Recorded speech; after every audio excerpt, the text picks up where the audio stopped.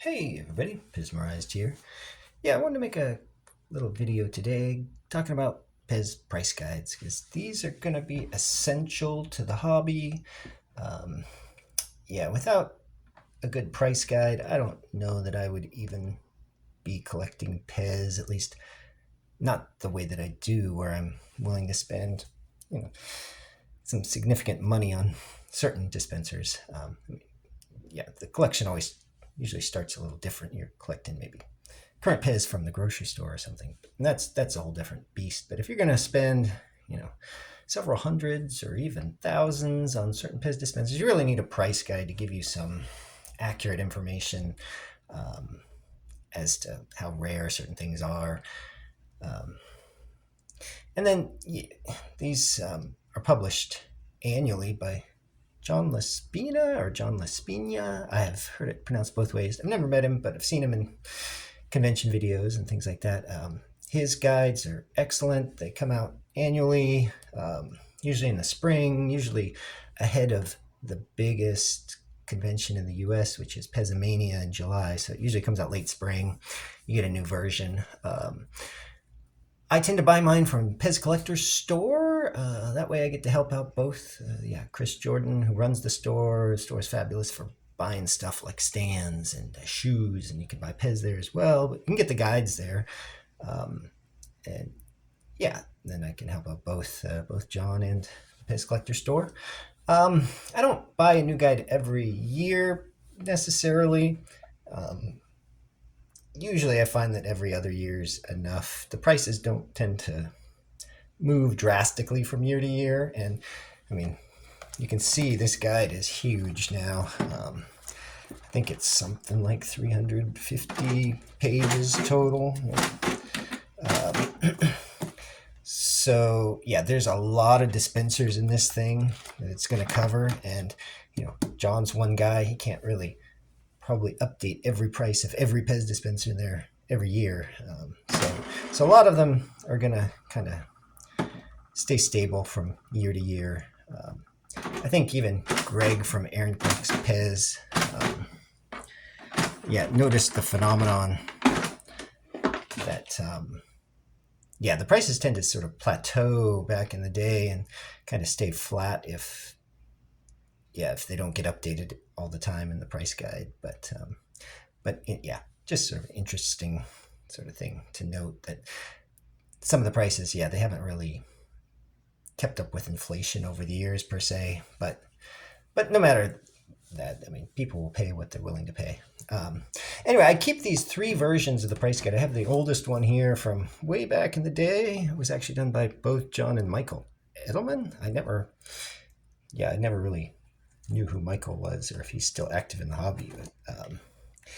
But sometime between there and 2005, looks like John just took over keeping the price guide himself. And back in the day, it was super thin. But I do like to keep the oldest version I ever bought because it lets you sort of do some long-term trending of what dispensers were back in the day. So you could see, for example, okay, if I had a Creature from the Black Lagoon back in '99, it was going at the low end for $350. Well, what does it go for today? Has it gone up? Has it gone down? Has it stayed flat? So you can flip in here and take a look here. Universal Monsters. All right, so Creature from Black Lagoon these days goes for around $500. So it's gone up a bit. Just gives you that kind of useful information just to know. Some dispensers go up, some are going down. And then I keep this sort of middle version from 2005 because it had sort of an interesting section in those days on test molds here. You can see some information about some unique colors and some of the test molds that were coming out of factories in the early 2000s. And that's no longer in the new guide. There's just no way to keep up with them all, I think. And then also, if you had to make this even bigger, it's really hard to start carrying this thing around. So anyway, I keep that version just for some of the test mold information. And I usually sell off the other old versions when I buy a new one. The old version's not really going to help me too much. So, but I imagine some people collect these and have all different years versions. Now there are other price guides. These are going to be the most accurate. This original collector's price guide to Pez, because it's kept up every year, and covers the full range of basically all dispensers known. It even has information on Pop Pez, which I don't really collect too much, and it has other candy dispensers like totems and some other things like that. But if you're collecting specialty things like, okay, just the Jiminy Cricket Pez, you probably want one of the specialty guides. I know there's one on the octopus. Rosenberg has the USA stuff in his book. The nice thing about Rosenberg's stuff is when you have the book, he'll give you access to a Facebook page, and he keeps all the prices up to date. So he's got a little spreadsheet that covers all the USA stem Pez, and so he does keep his stuff up to date with the latest prices and things like that. But that's just going to be the USA Pez. So if you're collecting Disney's or something else that aren't USA, well, what do you do? There's also other guidebooks in the past. This is Peterson's latest just identification guide, but it's also got prices in here. But this is third edition, was back from, I forget, 2008 maybe. So the prices haven't really stayed super accurate, and they're not broken down nearly as fine-grained as what you're going to find in these guides here. So you really need one of these if you're planning to spend more than $10, $15, $20 on a particular dispenser. You should go ahead and invest in one of these and start to learn what the values of things are. So now, that all being said, these guides are great. These are, an amazing tool for the hobby and for collectors, and I don't want to knock them at all, but there are you're going to find some typos in here. There's some dispensers variations that aren't necessarily in here. But there are variations that are in here that you probably didn't know about. Certainly I didn't know about, that you'll learn about from just by going through and reading some of the values of some of the variations that are listed. But there are some places where over the years, a few of these dispensers the value has sort of drifted away from what I think the value is listed in the guide.